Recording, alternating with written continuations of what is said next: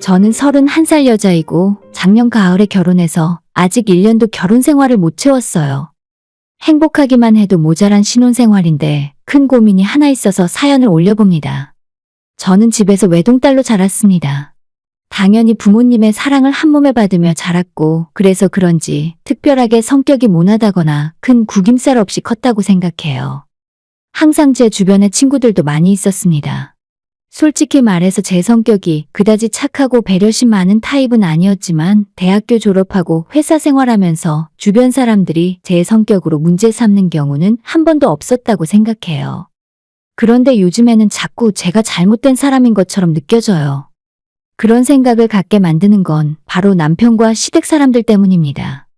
남편은 위로 누나가 둘이 있어요. 남편이 약간 늦둥이라 누나들이랑 나이 차이가 조금 있습니다. 남편과 저도 4살 차이라 큰 신우와 저는 10살이 넘게 차이 나는 상황이에요. 저희가 결혼한다고 할 때 주변에서는 다들 나이 많은 시누이가 하나도 아니고 둘이나 있으니 걱정을 많이 하셨어요. 게다가 큰 신우는 몇 년 전에 시집가서 아이라도 있었지만 둘째 신우는 아직도 시부모님 댁에 얹혀 사는 미혼입니다. 저희 엄마부터 시작해서 친구들은 아마 시집 못 간 둘째 신우의 텃세가 만만치 않을 거라고 결혼 전부터 걱정이었어요. 그래도 결혼은 둘이 하는 거고 요즘 세상의 시댁 식구들과 얼마나 자주 얼굴 보고 살겠나 싶었습니다. 남편과는 결혼 전 1년 정도 연애 기간을 가졌어요. 제게 잘 맞춰주고 다정한 사람이었지만 자기 주장이 없는 편을 넘어 약간 성격이 유약한 면이 있었습니다. 늦둥이라서 그런지 연애할 때도 제가 리드해주길 바라는 모습이었고 단호하게 결정을 내리는 부분이 좀 부족하더라고요. 그래도 저희 두 사람 모두 직업이 안정적이라 그 부분은 마음에 들었고 남편의 평소 성격상 저만 사랑해줄 것 같았어요. 제 말이라면 껌뻑 죽고 해달라는 것은 다 해주었습니다. 저는 옛날부터 집에서 아빠가 엄마와 대화가 잘 통하고 크게 싸운 적 없이 화목하게 사는 모습을 보고 자랐기 때문에 항상 아빠 같은 남자를 만나서 결혼해야 행복하게 살 수 있다고 생각하고 있었어요. 그래서 저한테 의존적인 모습을 보이며 제 맘대로 할 수 있는 남자친구가 좋았습니다. 그 모습이 결혼하고 난 뒤에도 이어질 것 같았죠. 결혼 준비를 시작하면서 처음 남자친구 집에 인사를 하러 갔을 때 그 집에는 시부모님과 시집 안 간 둘째 누나가 함께 살고 있었고 제가 인사를 드리러 간다고 해서 시집 간 첫째 누나까지 집에 와 있었습니다. 그날 처음 본 시아버지의 모습은 남편과 똑 닮았더라고요. 그 집안에서 가장 힘이 있던 건 시어머니였고 목소리가 가장 크셨어요. 그리고 신우 두 사람 역시 시어머니와 똑같이 말이 많았습니다. 시아버님은 조용조용 말없이 웃으며 식사만 하고 계셨고 시어머니가 그날엔 다행스럽게도 저를 좋게 보셨는지 새아가라고 부르면서 음식도 더 챙겨주시고 편히 있으라며 제게 잘 대해주셨어요. 다만 시모와 달리 신우 두 사람은 마치 제게 회사 면접이라도 보는 것처럼 이것저것 물어보고 제 옷차림이나 행동 하나하나 평가하고 위아래로 훑어보고 있다는 게 느껴졌어요. 약간 기분이 나빴지만 애초에 나이 많은 신우가 둘이나 있는 집이 절대 쉽지 않을 거라는 친구들의 조언을 떠올리며 이 정도는 참을 수 있는 일이라고 생각했습니다. 큰 신우는 제게 평소 아이를 좋아하는지 물어보고 자녀 계획은 몇 명으로 생각하는지를 물어봤어요. 저는 아이를 좋아하긴 하지만 지금 당장은 계획이 없었는데 신우는 제 나이가 30이면 결코 적은 나이가 아니라며 결혼하면 빨리 아이부터 가져야 한다고 말했습니다. 작은 신우는 제 직업이나 수입, 친정부모님은 뭐 하시는 분인지를 궁금해했고 시부모님도 그런 민감한 질문을 하기 전인데 왜 지들이 먼저 나서는지 살짝 짜증이 났습니다. 아무튼 불편한 시댁 방문을 마치고 남편이 저희 집까지 데려다주는 길에 당신네 신우들이 너무 무섭다고 우리 결혼하면 나를 못 살게 괴롭힐 것 같다고 이야기했죠. 남편은 제 말에 당황하며 결혼하면 둘이 사는데 뭐가 문제냐고 혹시 누나들이 괴롭히는 것 같으면 자기가 나서서 다 막아줄 테니 걱정 말라고 하더라고요. 저는 속으로 퍽이나 그러겠다 싶었어요. 저녁 식사 자리에서도 시어머니와 자기 누나들 등살에 그 집안 남자들은 말 한마디 제대로 못하고 쭈그러져 있었습니다. 그래도 남편 말대로 어차피 한 집에서 같이 살 것도 아니고 따로 살다 보면 명절이나 기념일에나 한 번씩 볼 텐데 그때만 참으면 될 거라고 생각했어요. 하지만 그런 제 아니란 생각은 결혼하고 얼마 지나지 않아 깨지게 되었어요. 시댁과 시집간 큰 신우가 같은 도시에 살고 있어서 언제든지 마음만 먹으면 모일 수 있었습니다. 주말이 되면 다 함께 밥을 먹자고 건너오라 하기도 하고 신우들이 대놓고 저와 친하게 지내고 싶다며 굳이 쇼핑을 함께 가자고 데리고 다니기도 하더라고요. 그다지 함께 어울리고 싶지 않았지만 매번 핑계를 대고 거절할 수도 없고 혹시나 그녀들의 심기를 불편하게 했다간 제 결혼 생활이 힘들어질까 걱정이었죠. 한두 번 시댁 모임에 참석하다 보니 나중엔 빠지기도 어려웠어요. 그래도 초반에는 신우들이 저를 데리고 다니며 옷도 한 벌씩 사주고 밥도 사주며 친해지려고 노력하길래 처음 인상과는 달리 생각보다 살가운 분들이구나 생각했습니다. 서로 점심 뭐 먹었는지도 물어볼 정도로 편해지고 조금은 친해졌다고 생각했을 무렵 갑자기 큰 신우에게서 연락이 왔어요. 올케, 이번 주 일요일에 혹시 별다른 약속 있어? 남편이랑 내가 부부 동반 모임이 있는데 낮에 4시간 정도만 우리 애들 좀 봐줄 수 있을까? 라는 부탁을 하더라고요. 큰 신우에게는 아이가 둘 있었습니다. 둘 다 남자아이였고 똑같이 6살 먹은 쌍둥이였어요. 제 결혼식 때 한 번 보고 종종 시댁에서 가면 어머님이 애들을 봐주고 있었기 때문에 몇 번 마주친 적이 있었는데 남자 쌍둥이들은 정말로 에너지가 넘치더라고요. 제가 동생들이 없어서 한 번도 아이를 맡아본 적이 없어서 애를 볼 줄 모른다고 했더니 신우는 제게 우리 애들이 보기보다 얌전해. 내가 게임기 주고 가면 아마 4시간 내내 게임만 하고 있을걸? 이번 한 번만 봐줘. 부탁해. 갑자기 일요일에 보자고 하니까 아이를 잠깐 맡길 곳이 있어야지. 하고 부탁을 하더라고요. 저는 그동안 신우들이 제게 잘해주기도 했고 이번 기회에 조카들과도 친해져야겠다 싶어서 제게 맡기고 편하게 놀다 오라고 했죠.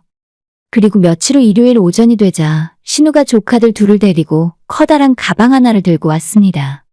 저는 겨우 4시간 맡기면서 무슨 애들 짐을 이렇게 많이 싸서 왔냐고 했더니 가방을 열어 내용물을 보여주며 설명을 하더라고요. 이건 애들 게임기, 쌍둥이라서 2개니까 1개씩 하게 하면 돼. 그리고 이건 애들 좋아하는 음료수인데 이것도 한 명이 달라 하면 무조건 둘이 함께 달라고 하니까 같이 주고.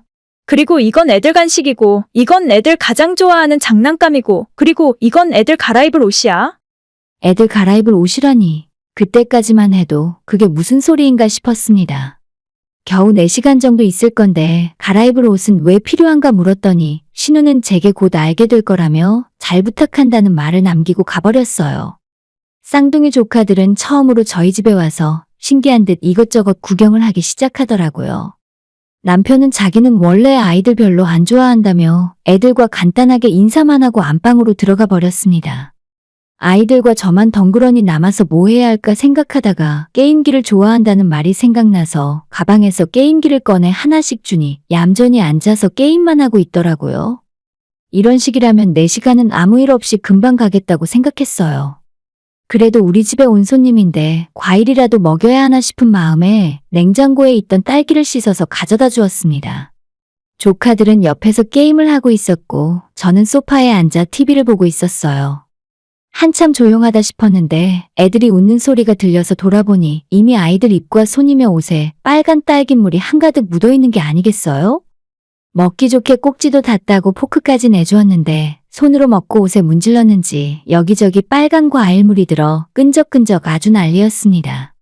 이래서 애들 여벌의 옷을 주고 갔구나 생각하고 한 명씩 씻기기 위해 화장실로 데려갔어요. 입 주변과 손에 묻은 끈적한 딸기물을 씻기고 있는 사이에 밖에서 우당탕 하는 소리가 들려 깜짝 놀라 뛰어나가 보니 조카 한 명이 소파 위에 걸어 올라가 벽에 걸린 결혼사진 액자를 만지다가 떨어뜨린 것이었습니다. 다행히도 유리 없이 프레임만 있는 액자였기에 깨지진 않았지만 바닥에 떨어지면서 나무틀이 살짝 부서진 듯 하더라고요.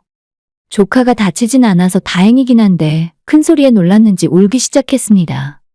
애들은 씻겨야 하고 한 명은 울고 정신이 하나도 없더라고요. 결국 방에 있는 남편을 불러내 아이를 씻겨달라 하고 엉망이 되어버린 거실을 정리하고 있었어요.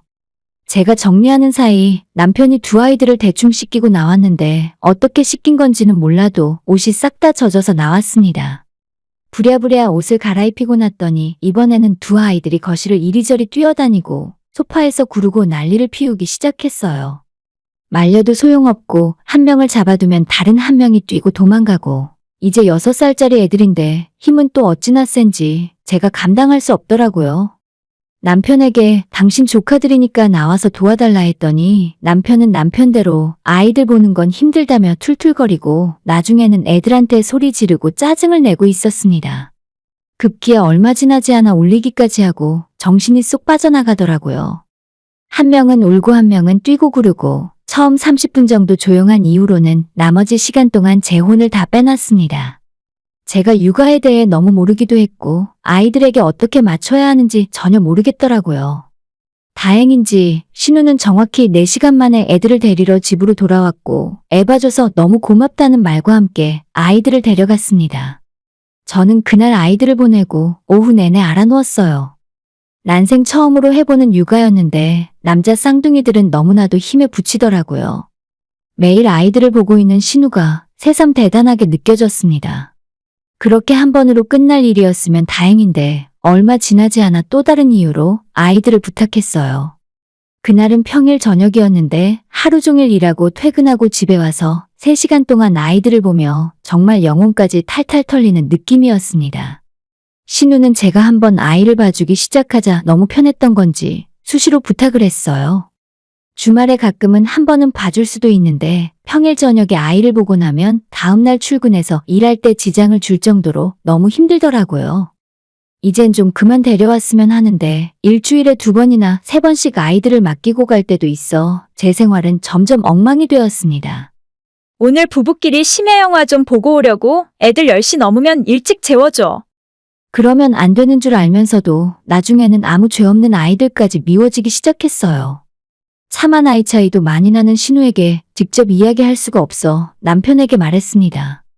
여보 조카들 맡기는 거 큰형님한테 이제 그만하라고 하면 안 될까? 내가 아이 볼 줄도 모르는데 솔직히 너무 힘들어. 라고 했더니 남편은 우리도 조만간 아이를 낳아서 키워야 하는데 미리 연습한다고 생각하고 해봐. 하고 말더라고요. 아니 자기는 애들 싫어한다면서 근처에만 오면 인상부터 쓰는 사람이 왜 저한테는 자기 누나 아이들로 육아 연습을 하라는 건지 모르겠습니다. 저는 졸지에 신혼생활을 즐길 새도 없이 신혼의 쌍둥이 아들 둘을 키우는 처지가 되었습니다. 이제 신우는 미안한 기색도 없이 자연스레 아이를 맡겨두고 사소한 볼일까지 다 보고 다녔어요. 처음에 미안한 기색은 온데간데 없고 자기 운동 간다고 맡기고 친구 만나러 간다며 맡기고 아주 제가 무료 타가소가 된 기분이었습니다. 사람이 웃긴 게 처음엔 정신 쏙 빠질 정도로 힘들던 육아였지만 하다 보니 몸이 적응을 하는 건지 요령이 생기는 건지 그럭저럭 할만해지더라고요. 남편도 없이 혼자 아이들 둘을 보며 밥도 먹이고 한글 공부도 가르쳐주고 정말 말 그대로 육아 체험을 제대로 하는 중이었습니다. 그러던 어느 일요일 제 대학 친구들이 신혼집 구경한다며 놀러 오기로 했어요. 미리 한 달 전부터 오겠다고 해서 오랜만에 친구들 볼 생각에 기대하고 있었습니다. 그런데 토요일 저녁에 갑자기 신우에게서 옳게. 내일도 우리 애들 좀 부탁해. 라며 연락이 오더라고요. 내일은 친구들이 집에 놀러 오기로 해서 애들 못 봐주겠다는 말을 했더니 아니, 그걸 이제야 말하면 어떡해? 나 내일 중요한 약속 있단 말이야. 안 돼, 안 돼. 내일은 꼭 애들 봐줘야 해. 올케가 그냥 다른 날로 약속을 미뤄. 호의가 계속되면 권리인 줄 안다더니 이젠 그냥 우리 집을 24시간 무료 어린이집으로 생각하는 것 같았습니다. 저는 신우에게 내일은 정말 중요한 친구들이 와서 안 될 것 같다고 다음에 애들 봐주겠다고 말했고 신우는 절대로 안 된다는 말만 계속하더라고요. 나는 진짜 곤란하니까 시어머니나 아니면 작은 신우에게 부탁해보는 게 어떻겠냐는 말을 하고 전화를 끊었습니다. 이번 기회에 단호한 모습을 보여서 아무 때나 아이들을 봐달라고 맡기는 일 없도록 해야겠다고 생각하고 있었습니다. 다음날 친구들을 집에 불러다 준비한 음식을 먹으며 즐거운 시간을 보내고 있었어요. 집 초인종이 울리길래 누가 왔나 싶어 나가봤더니 큰 신우가 쌍둥이를 데리고 저희 집 앞에 있었습니다. 오늘 집에 친구들이 와서 안 된다고 하지 않았냐고 짜증 섞인 목소리를 냈더니 신우는 적반하장으로 그럼 이제 와서 나는 어떡하라고? 당장 나도 약속 있어서 가야 한단 말이야. 자기 할 말만 하더니 아이들을 저희 집 현관 앞에 두고 가버렸어요. 너무 순식간에 일어난 일이라 저는 너무 황당해서 뭐라 대답할 새도 없었습니다. 그러는 사이에 아이들은 제가 말릴 새도 없이 집으로 뛰어들어가 버렸죠. 저희 집에는 이미 친구들이 와 있어서 어른들이 많았지만 애들은 아랑곳하지 않고 여기저기 뛰어다니며 식탁에 차려놓은 음식도 손으로 집어먹고 난동을 부리더라고요. 저희 집에 초대받아 놀러온 친구들도 이게 무슨 상황인지 황당해했습니다. 저는 이리저리 뛰어다니는 아이들을 막으며 매주 신우의 아이를 봐줘야 한다는 말을 하자 사람들이 다들 놀라더라고요. 그러게 나이 많은 신우가 있는 집은 조심해야 한다고 하지 않았냐며 아예 처음부터 아이를 봐주지 말았어야 한다고 입을 모았습니다. 당연히 그날의 모임은 엉망이 되고 정신없이 뛰어다니는 아이들 때문에 친구들은 쫓겨나듯 돌아갔어요. 그러면 안 되는데 아이들 보는 앞에서 집을 정리하며 화풀이를 하게 되더라고요. 제 친구들과 아이들을 피해 방에 숨어있던 남편이 제가 화를 내는 소리를 듣고 거실로 나와 조카들을 데려갔습니다. 저는 화가 머리끝까지 났지만 애들 앞에서 화를 낼 수는 없었어요. 신우가 올 때까지 기다렸다가 저녁에 신우가 오자마자 아이들을 데려다주며 다시는 제 허락 없이 우리 집에 애들 두고 가지 마세요. 라고 말했습니다. 신우가 뒤에서 제게 뭐라고 말을 했지만 듣고 싶지 않아서 뒤돌아 현관문을 닫고 들어왔습니다. 집으로 뛰어들어와서 남편에게 소리를 질렀습니다. 당신 누나 정말 미친 거 아니야? 오늘 내가 친구들 집에 온다고 말했잖아. 어떻게 이럴 수가 있어? 친구들 앞에서 내 망신을 줘도 정도가 있지. 남편은 제가 당장 화가 많이 나 있으니 제게 미안하다고 사과를 하더라고요. 저는 남편의 사과에도 분이 풀리지 않아